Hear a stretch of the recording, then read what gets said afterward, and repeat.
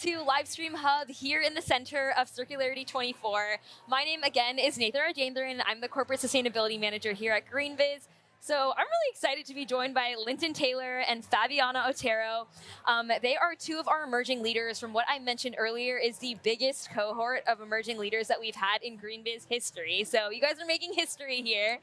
And you guys are the first of our many interviews that we'll be doing here at Livestream. So Linton, Fabiana, please introduce yourselves. Tell our audience a little bit more about what you do. Yeah, go for it.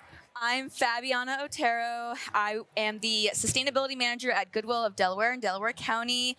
It's a dream job for me. My background in sustainability, my first innate interest is in thrifting. Me and Linton have that in common. Thrifting and secondhand. I just grew up with that habit. That's how my parents raised me. And so having this opportunity to work for Goodwill and basically being the lead troubleshooter for how do we avoid putting anything into the landfill, whether it's plastics, metals, textiles, you name it. It's an ongoing math problem, and working with universities and partners to create solutions. Yeah, and we talked a little bit backstage about how you did an MBA in sustainability and innovation. So I feel like this is a really perfect molding of like everything that you seem to really care about in a career. That's wonderful for you. Thank you. Linton, tell us, please. Sure. So I am a senior sustainability strategy consultant at Deloitte. Yeah. So actually my career started off in risk. Yeah. And as I started to get more involved and knowledgeable of the sustainability space, I started to kind of like pivot in that direction. So what I'm really interested in and focused on is decarbonization and circularity as a way of achieving decarbonization, so reducing emissions, but also that physical impact as well, so diverting waste. It's funny because it's kind of like, not to be corny, but full circle, because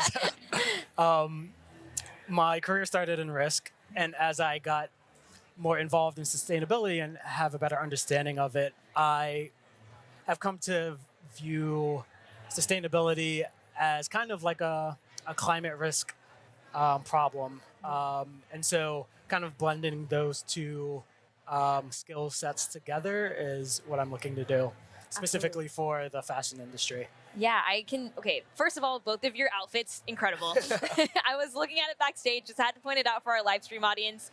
And both of you, speaking of fashion, like seem to have a deep interest in that. Of course, Fabiana, in your work at Goodwill, Linton, we talked a little bit backstage, like you have always had a passion for this. In fact, your entire outfit is secondhand, which is amazing. So how does that show up in your work, and where did that passion come from? And another fully loaded question is like, how do you see that intersection of sustainability and fashion like going in the future? Like what trends do you see? What are you looking at right now? So we can start with the first one, which is how does that show up in your work? Okay. I'll start and say that Circularity 23 played a big role for me in that I knew going into my MBA program, the Sustainable Innovation MBA program at the University of Vermont, that I wanted to come out of it and participating in a career with sustainable textiles, whether it's recycling, reuse, repair, whatever. And when I attended the conference last year, from there, I just reconnected to all the leaders, Cynthia Powers, Natasha Frank, so many leaders in the ecosystem of fashion, to ask them questions, to be more knowledgeable what the gaps were, what a future in a career in sustainable fashion could be for me. And from there, it was just a domino effect of me talking to more and more people. And Goodwill came up a lot in that conversations with tons of these stakeholders. So I saw the opportunity at Goodwill of Delaware, got it, and I'm thankful to be in a company that supports sustainability innately and also just the progress of it. Yeah. So yes, while I still deal with all sorts of different materials, textiles is a solution that or textiles is a problem that we are trying to make sure that we have the most ethical approach of, the most efficient approach on, and that has a lot to do with the collaboration with local universities and accelerator hubs.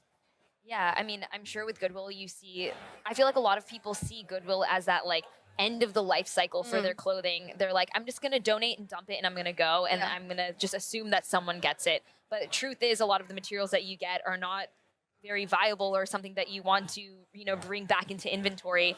And I would love to ask you after that, what happens to all of that material? But before we get there, Linton, I'd love for you to answer the question as well. Like, how does fashion show up for you, and how does it show up in your work?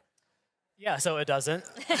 Right. But that's fine. Like for me, like fashion was what brought me to sustainability. Yeah. Like back in college, you could find me wearing something from H&M at any point in time. Okay, fast fashion lover. Okay. Yeah, fast fashion lover. But as I learned more about the industry, that brought me to the unsustainable practices in the fashion world. And that's where I started to shop secondhand. Yeah. The idea of circularity never came to me. Yeah. But it's something that I've been practicing the whole time, right? So like things like recycling, reusing, re-commerce, which is a new term I just learned today. Yeah. These are things that we practice in our daily lives, but the idea of circularity is not something that comes to mind. So Yeah. the idea of just wanting to, I don't want to say preach the gospel, but like Yeah. spread that idea of circularity of how can you implement everyday daily changes to take climate action. This passion for fashion turned sustainability is what propelled me to kind of like pursue a professional Yeah. career in it. Because as you can see, like in my personal life, I'm already kind of like making that change. So I've been shopping secondhand for the past 5 years now. Wow. Been walking the walk. Been walking the walk. Yes.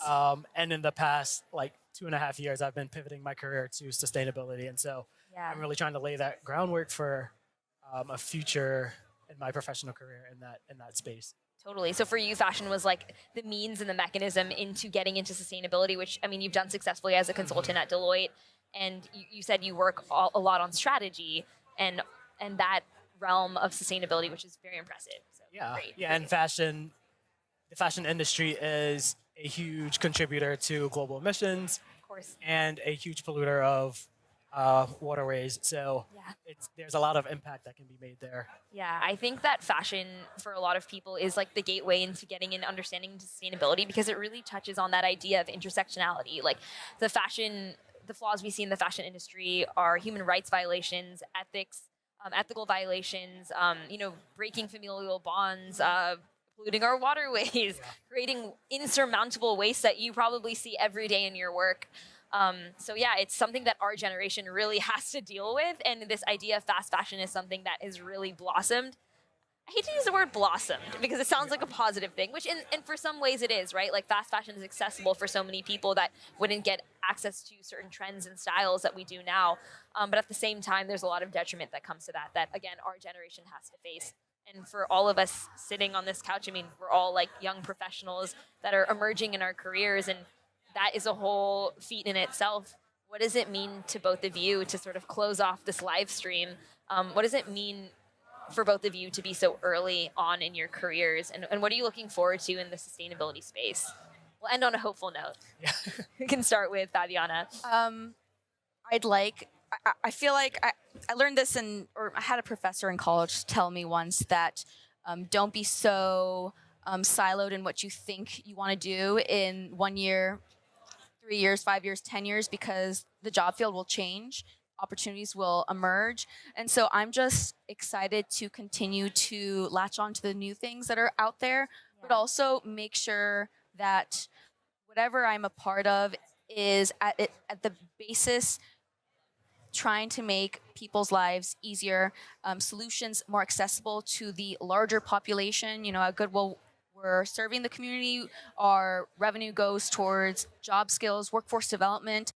So I think that's just the basis of my impact and overall. Great. And Linton, yourself? Yeah, for me, I'm excited, right? Like I'm so early in my career, and to be still learning and growing every day. I think like being at a conference like this where I am connecting with so many people doing a lot of different things. My mind is, I'm still a sustainability baby, so I can just absorb and see what I can use to create better solutions. Absolutely. Well, thank you both so much for being here. We really appreciate it.